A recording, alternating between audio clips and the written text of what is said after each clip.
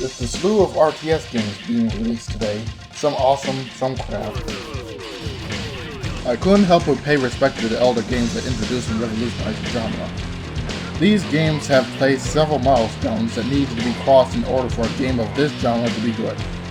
Command & Conquer is one of those games. As the fans of the franchise refer to the recent games as a shell of their former selves, I couldn't help but wonder what made the old games special. How did these titles become popular in the first place? And how do they hold up today? Well, I'm here to answer this question. But first, let's take a look at its history. In 1985, in an empty garage in Las Vegas, two guys, Louis Castle and Brett Sperry, started a small software development company that created games for old computers, such as the Commodore Amiga and MS-DOS. It was named Westwood Studios. It maintained a close relationship with the British video game publisher Virgin Interactive, who published and developed many well-known games. The company was not well known until 1992, when they made one of the most amazing titles for the PC at the time.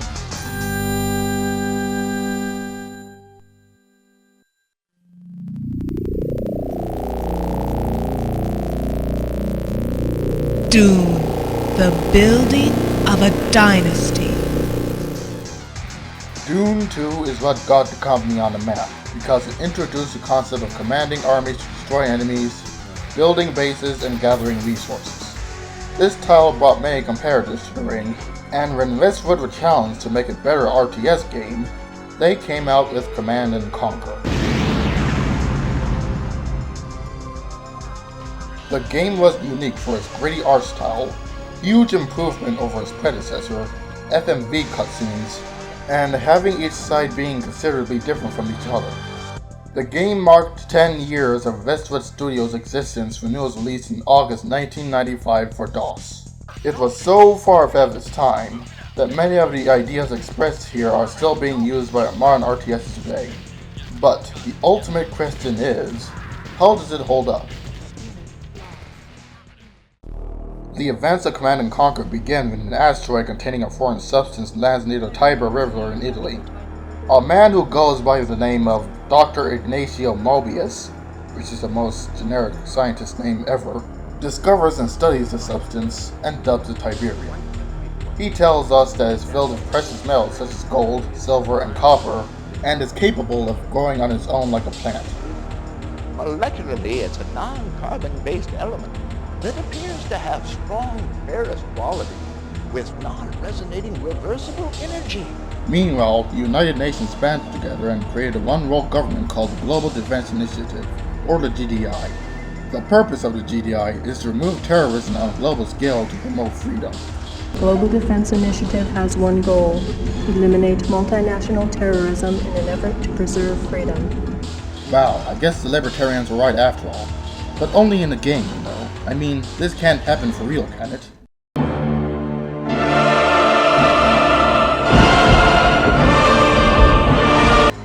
Then there's the Brotherhood of Nod, an influential terrorist organization that claims to promote peace, love, and eternal brotherhood. The Brotherhood desires a world of peace, unity, and eternal brotherhood.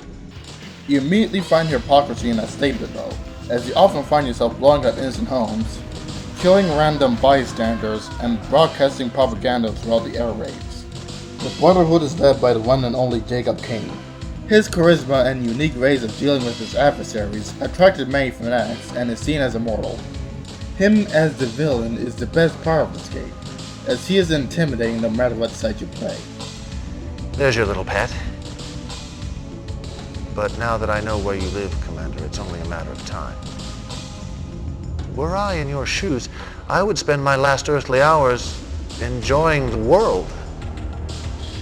Of course, if you wish, you can spend them fighting for a lost cause. But you know that you've lost. Command & Conquer has a unique way of presenting itself to the player. This is what you saw when you start the game for the first time.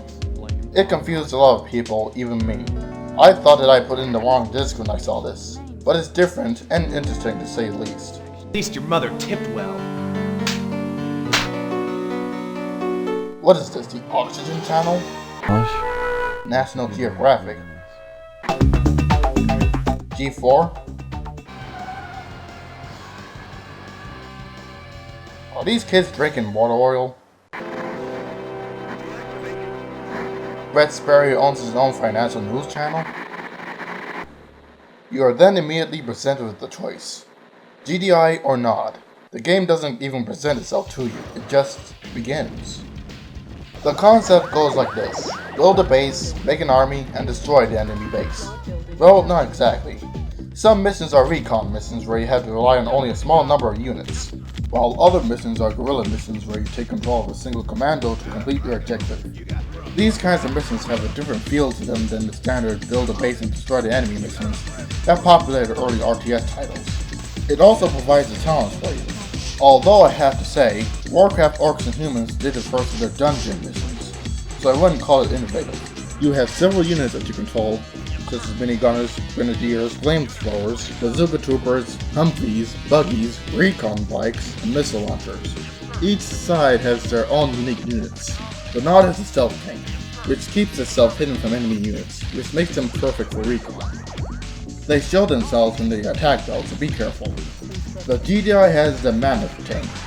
Alright, let me be clear about this. The Mammoth tank is unstoppable.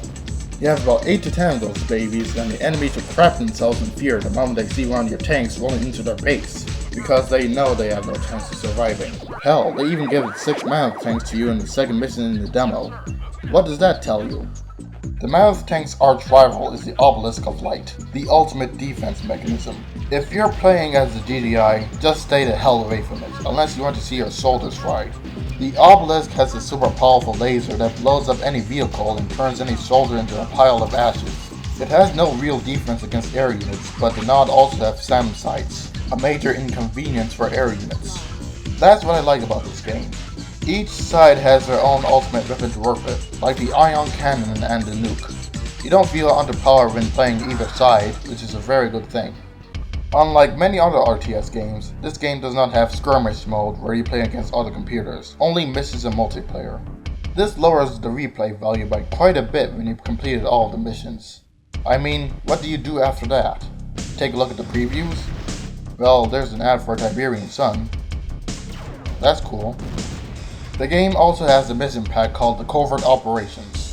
This also comes with some additional tracks, some that are not even heard unless you hack the game. The missions are damn hard. They often place you into all kinds of difficult positions to work your way out of. So if you're looking for a challenge, Covert Ops is for you. The graphics are very detailed and fluidly animated. The game's overall atmosphere was very different from the other games of its era, so it's interesting to see a game look like this. However, there is a lot of detail in the vehicles, but not enough on the infantry. I mean, they're so small and pixelated that I dare even call them cute. Which is bad, because cute is not what I think of when I think Command and Conquer. It's even worse when you're playing the high-res version.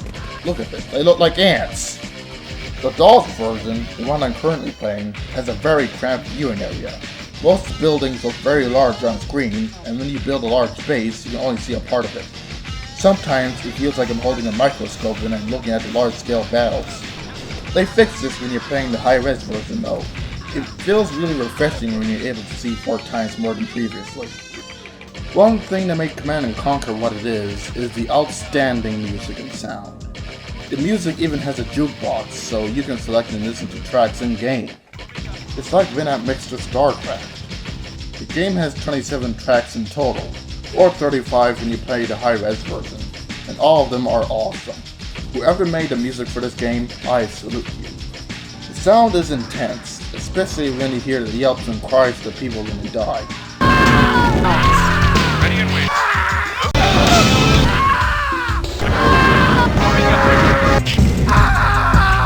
Even though this game is 15 years old, the gameplay still feels modern. You're able to control an unlimited amount of units, so controlling an army is but a simple matter. However, you cannot attack move, assign your units to groups, and set waypoints and rally points, all things that were needed for a good RTS game nowadays. Here though, it seems to be either a minor inconvenience when you're an old school RTS fan like I am, or an annoying problem if you're new to the genre. You also have no freedom with building your base, as you can only build structures adjacent to other structures. This makes most buildings so cramped and clumped together. The AI, however, is absolutely dumb. If computer AI was a puzzle, the AI of Command & Conquer will be a 4-piece puzzle. You can easily figure out ways to outsmart the AI, such as destroying their harvesters to weaken their economy, and building sandbags near their base to cut them off. The game is still challenging though, even with this stupid AI. Overall, even if the game is 15 years old, it still doesn't feel old. This proved that Command & Conquer was far ahead of its time. The immersive sounds, the first-gen CGI, and well-done acting. Wipe this temple off the face of the earth. Destroy the bastard. Command & Conquer is a masterpiece, and it turned RTS games into an art form. It has aged, but time was definitely kind to the introduction of one of the greatest RTS series of all time. If you want action, the feeling of war, and a gripping storyline, get this game. They released the game recently as freeware, so there's no excuse not to play this game. It also features a preview to a game called Command & Conquer Red Alert. What is it? An expansion? A sequel? A prequel? A spin-off? We'll find out soon enough.